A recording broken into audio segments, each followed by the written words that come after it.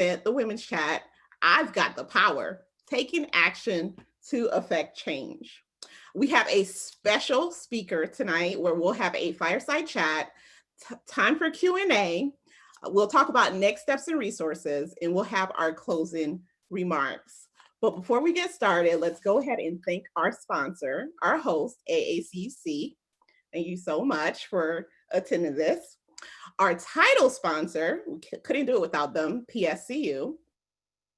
And our program sponsor for today, FIS. All right, don't forget to extend the conversation on your social media platforms by using the different hashtags as you see on the screen. I want to take the time to remind everyone of today's theme, taking action to affect change. So we're going to do a quick poll. I encourage all of you guys to participate. So let's see the first poll question.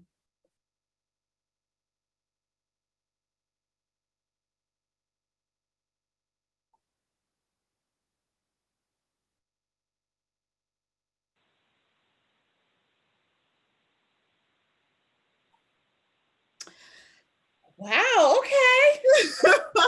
That's amazing. All right, let's look at the second poll question. That's awesome.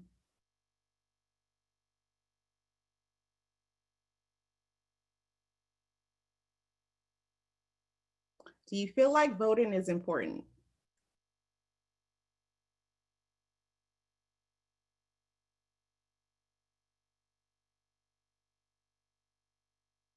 All right. Great, 100%. Perfect. All right, next question. And I think it's our last question. Second to last question. Will you vote in the 2020 general election?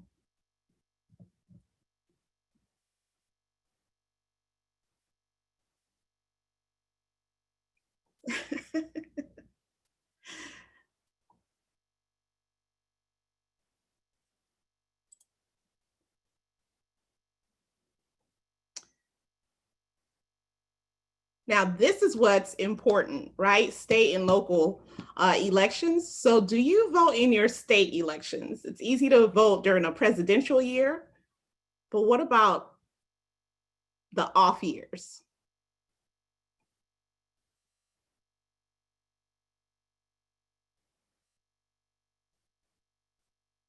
Okay, thank you for your honesty. And I think we have one more.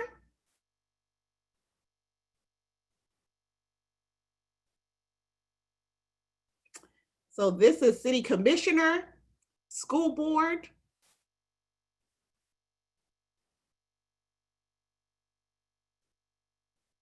Yes, okay. Awesome. Well, I appreciate you for being honest and participating. One of my favorite quotes from today was helping others is required. That's a lesson that I want to pass down to my daughter. And I think about John Lewis, and I love the quote that you see in front of you. He got into good trouble by serving the country, literally willing to risk his life for it. So helping others was required for him. So as a former civics teacher, helping others and yourself means carrying out your responsibility, such as voting.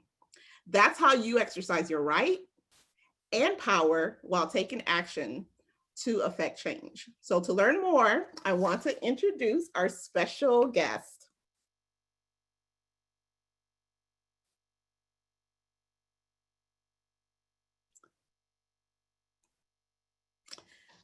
Florida Representative Fentrice Driscoll. As you can see, she is a Harvard graduate. My daughter actually has a t-shirt that says future Harvard freshman, future Harvard freshman. So I'm really excited about that. Representative Driscoll's experience as an undergrad council president helped strengthen her belief in the importance of engaging women in leadership positions, and her studies in government helped her better understand the importance of engaging diverse voices in the democratic process. Since 2006, Representative Driscoll has lived in Tampa, where she has led or served on the boards of numerous organizations, such as the George Edgecombe Bar Association, Althena Society, Tampa Crossroads, and the Hillsborough Education Foundation. Representative Driscoll was elected to the Florida House in November of 2018. For her efforts during the 2019 legislative session, the Florida League of Cities recognized Representative Driscoll with a Legislative Appreciation Award for her efforts in defending local government and home rule. Representative Driscoll is an AV preeminent rated attorney who currently practices law with Carlton Fields in Tampa, Florida. Following law school, Representative Driscoll clerked for federal judge Ann C. Conway, the immediate past chief judge of the United States District Court for the Middle District of Florida. Florida Super Lawyer magazines have recognized Representative Driscoll as a rising star every year since 2011. She is very active in the Florida Bar and has helped lead committees there. So let's give a warm welcome to Florida Representative Frentress Driscoll. Hi, everyone. So great to see you tonight. Thank you for that generous introduction. It's so funny. I've been a rising star since 2011. One day I know I'm just going to be that star, but until that day, I'm working on the rise. Well, you are going to reach the galaxy. You're going to pass the moon and reach several galaxies. You are amazing. I'm so grateful that you're taking the time to have this conversation with us, because AACUC is committed to change. So, we polled the women in this chat, but why is it important to vote, especially during this upcoming election? That's right. And I know in large part I'm preaching to the choir. I was very glad to see the robust participation in voting. And I know that there's some who may not have voted in state or local races for, whatever reason. We all have, things going on in life. We get busy. But I would just like to encourage everyone to vote, and to vote, fill out your entire ballot, because it's so very important. We are in a time that is unprecedented, certainly in our lifetimes, where we have this global pandemic, this world economic crisis. We're dealing with, America is waking up to realize that it has not fully reckoned with its past of racism in this country, and we're dealing with structural racism still today. And so this election in November feels very consequential, because it is. How we vote in November is going to determine the trajectory that our country takes, that our state takes, and that our local cities and counties take. And just to put a finer point on that, polling data shows right now that regardless of party, regardless of race or whatever else in people's background, the number one issue on people's minds right now is COVID-19. And so November is going to be your chance to vote, all of our chances to vote, as a referendum on that. And do we think that the leaders who've been put in place are handling that correctly or not? And you have that opportunity to vote in November. I always say that there's nothing more than a politician fears than an educated voter who's willing to exercise their right to vote. People have fought and died for us to have that right. I believe that it's important to exercise it. I couldn't agree with you more. And so as we become educated voters and citizens, what are some issues that women should focus on or pay attention to or research, and in particular, African-American women? Absolutely. So there are a number of issues women should pay attention to. One of particular concern to all women is equal pay for equal work. This is always a hot button topic. I can just speak to my experience in the Florida legislature, where we have pushed for legislation to try to level the playing field. In my first session, we actually pushed for a bill that would require the state to do an assessment of any vendor that it works with or contractor that it does business with, to verify that they provide equal pay for equal work, for their own employees. And so if issues like that are important to women, then you need to make sure that you are supporting candidates at the ballot box who also share those priorities. Reproductive justice is another issue for women. It's constantly under attack. And if freedom of choice is something that you care about, then you need to make sure that you are supporting candidates who share those views. And then the last issue that I wanted to mention actually is maternal health and maternal mortality. So the United States has seen a disturbing trend where more frequently women are dying in childbirth. I mean, our rates are sometimes on par with what people would consider to be developing countries. And for Black women, that number is far harsher. In fact, 25.1 Black women per 100,000 women die in childbirth. That's unheard of. It should be unheard of in a nation as wealthy and developed as the United States. So we need to make sure that we're educated on these issues, that we push for the appropriate funding and research and legislation that we need to tackle all of these issues on those fronts. Wow, that's really deep when it comes to Mhm. really our lives are on the line, and it's our right to take that power and exercise it in the booth. So what are some ways that we can empower our community? We saw that people on this chat, they're actually voting, but how can we get our families involved, our friends involved? Right. And just one more point that I want to make about that voting and why it is so powerful. The further you go down on that ballot, there's almost like an inverse relationship in terms of the lower on the ballot, the greater the impacts on your daily life. Like right now, families are trying to decide what to do with going back to school. That's your school board members. Those are local races that are determined sometimes by like 30,000 votes. I mean, you can have a direct impact on something like that. It is so important to vote state and local as well. But in terms of what we can do to be empowered, I have a few things that I'd like to mention with you.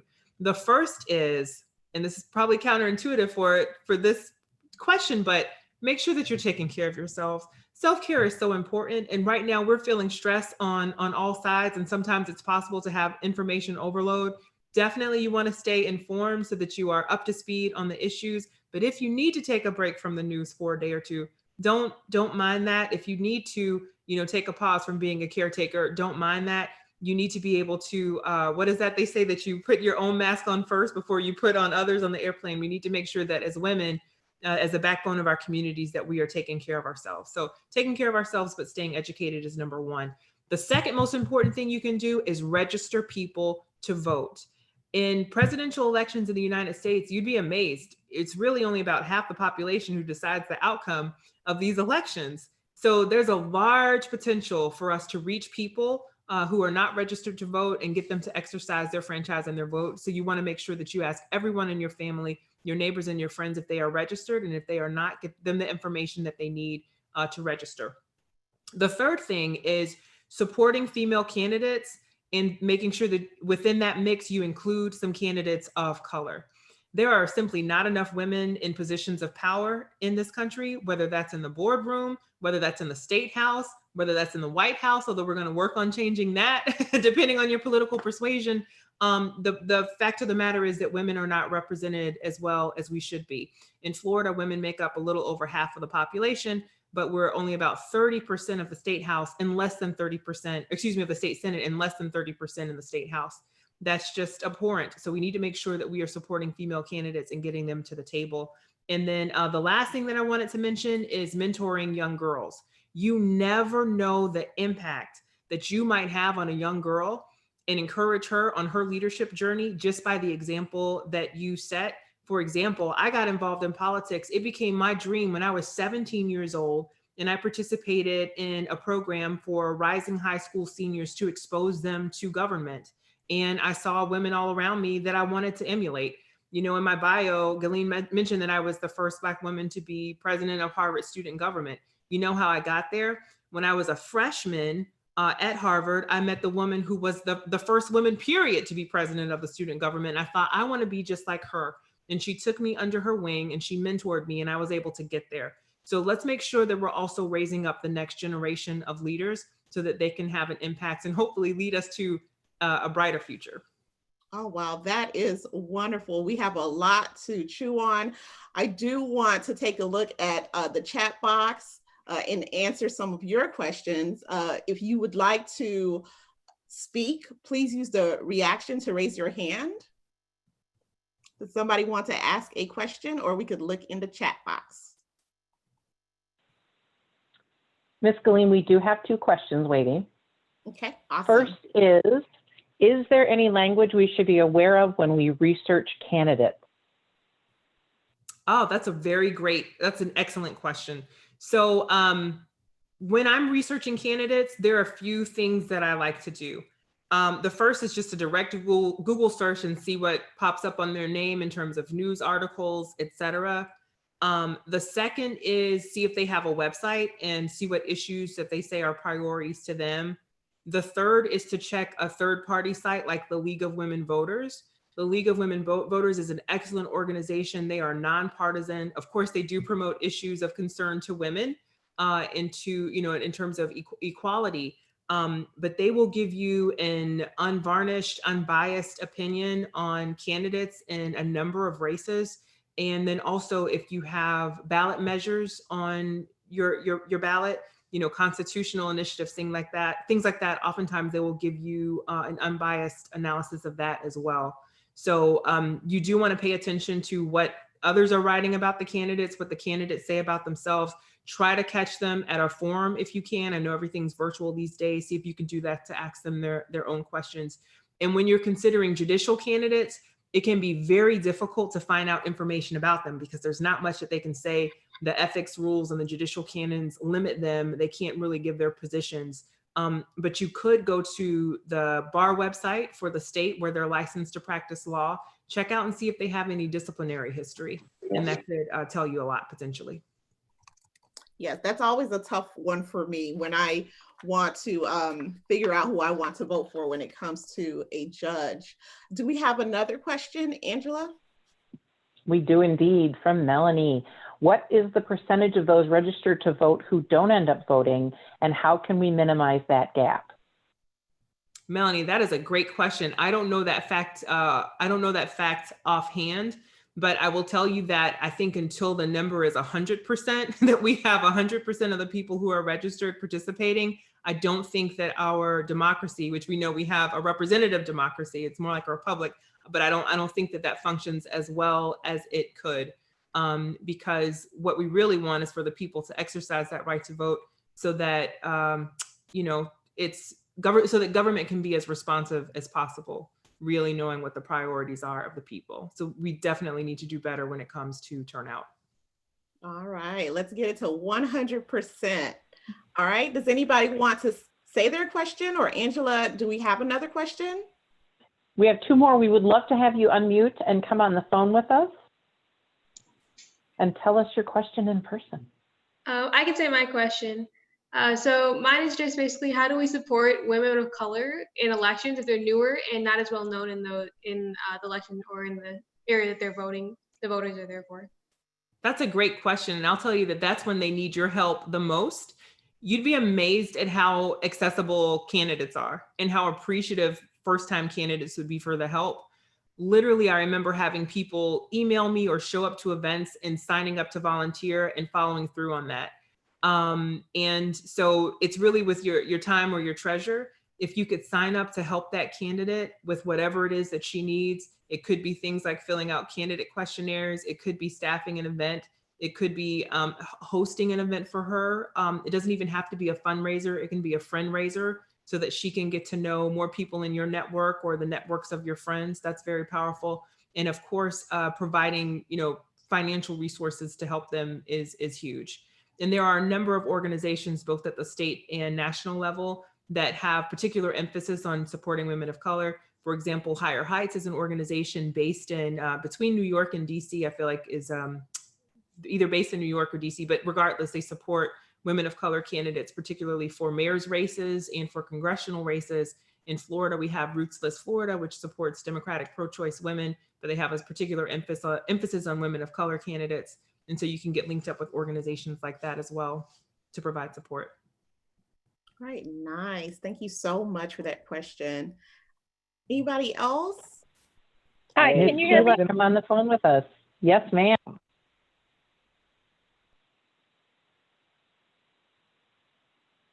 Hello.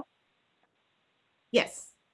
Hi. Go ahead, Okay. So Melissa. my question is, I actually live in Wesley Chapel. So, and you had mentioned, I would love to be able to volunteer because I'm in that New Tampa, Wesley Chapel, that area. How would I go about being able to, support?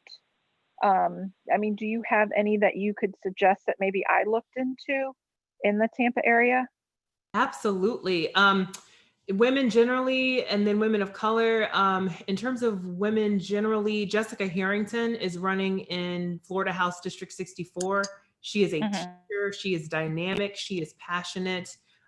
She is running in a district where I think there's an incredible opportunity for her to win. In fact, the candidate who was her major competition just resigned today to take a position Okay. in the DeSantis administration. So we need to show some love to Jessica Harrington. You've got Julie Okay. down in South Tampa who could use the help. She's running a really great race. Nancy Milan is running for tax collector, and she would be the first Hispanic woman, I believe, to serve as a tax collector in Hillsborough County. So that would be huge. So there are many opportunities for us. Okay. Okay. Mhm. No, I appreciate that. Thank you. I love the idea of pulling together like a friends type and, and hosting an event is kind of where I would love to get started. So thank you. I appreciate that. That's amazing. And I put my social media information in the chat earlier. I'm at Pinterest4FL. So if there's anything I can do or you have follow-up Okay. questions, just inbox me. Okay. I'll do that. Thanks a lot. I appreciate You're welcome. All right. Hi, this is Go ahead. Hi. Got a question for you. First, love the friend raiser. Love that. Stealing that one. Now, but so I would love to hear your thoughts about mail-in voting. Mm-hmm. What are your in my mind, I keep thinking, an excellent way to increase voter turnout, especially for those folks, that are concerned about the virus. A lot of people that have difficulties getting around. I'm a caregiver for an elderly person, but I would love to hear your thoughts about it, and across the United States, not just Florida. Right. I'm actually very excited about it. And I know that I believe there are some states that entirely vote by mail. So I think that this, with COVID-19, it really has brought the focus on vote by mail. And I think we will be fine. I think there are a lot of fear tactics that are being used to try to discourage people. And we do know that the mail is, the US Postal Service is dealing with an influx of mail. But by all accounts of what I've read in terms of factual information, they have the resources to be able to process the ballots in time. And I think it's a great way to keep ballots safe and to make sure that we're doing everything to curb the spread in the midst of this pandemic. I know that, I have my vote by mail ballot, and most of my family, I believe, is voting by mail as well, just to make sure that we all stay safe. And I believe we can drop it off as well if we, and early voting, I've already voted. I know election day is August 18th, but it's already done.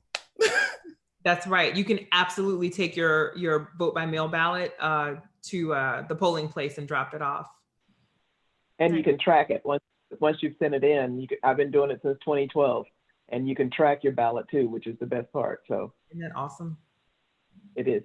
Thank you. All right. Any more questions? Please feel free to jump in.